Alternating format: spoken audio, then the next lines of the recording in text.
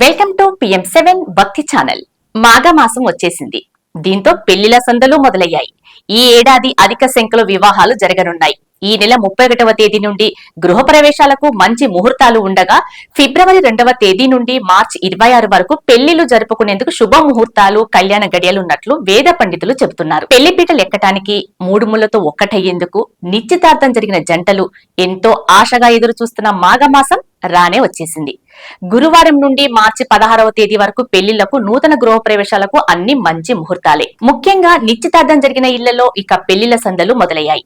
కళ్యాణానికి ముహూర్తాలు నిర్ణయించుకొని ఫంక్షన్ హాల్ల బుకింగ్, డెకరేషన్, క్యాటరింగ్ తదితర ఏర్పాట్లలో పెద్దలు మునిగిపోతున్నారు. ముఖ్యంగా ఫిబ్రవరి 2, 3, 7, 13, 14, 15, 16, 21, 23, 25 అలాగే వచ్చే నెల మార్చి 2, 6, 7, 12, 14, 15, 16, 22 తేదీలు పెళ్లిలకు ముహూర్తాలని వేద పండితులు తెలిపారు. ప్రత్యేకించి ఫిబ్రవరి 16, మార్చి 16 తేదీలు మంచి ముహూర్తాలని, ఈ 2 రోజులు ఎక్కువ పెళ్లిళ్లు జరిగే అవకాశం ఉందని చెప్పారు. ఈ ఏడాది జులై వరకు కొన్ని ముహూర్తాలు ఉన్నాయని, 4 ఏళ్ల తర్వాత వరుస నెలల్లో శుభకార్యాలు జరుపుకునే అవకాశం ఈసారే వచ్చిందని వివరించారు. మాఘ, ఫాల్గుణ, చైత్ర, వైశాఖ, జ్యేష్ఠ మాసాల్లో వివాహాది శుభకార్యాల ముహూర్తాలకు చాలా ప్రాధాన్యం ఉంటుంది. ఫాల్గుణ మాసంలో అంటే మార్చి 18వ తేదీ నుండి 28 వరకు శుక్ర మౌఢ్యమి రావడంతో ముహూర్తాలు ఉండవు.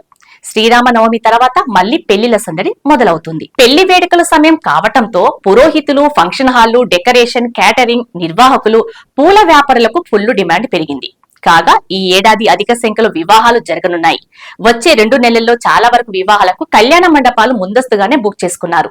పురోహితులు, ఈవెంట్ ఆర్గనైజర్లు, క్యాటరింగ్, వస్త్ర వ్యాపారులు, బంగారం, వెండి వ్యాపారాలు, అలంకరణ, రవాణా వాహన యజమానులు, మేళతాళాల ట్రూప్లు, సంగీత విభావరి వారికి టెంట్ హౌస్లకు ప్రస్తుత పెళ్లిల సీజన్ లో డిమాండ్ బాగా ఉంటుంది. దాదాపుగా ఈ సీజన్ లో 2 తెలుగు రాష్ట్రాల్లో 2000 కోట్ల వ్యాపారం జరగవచ్చని ఓ అంచనా.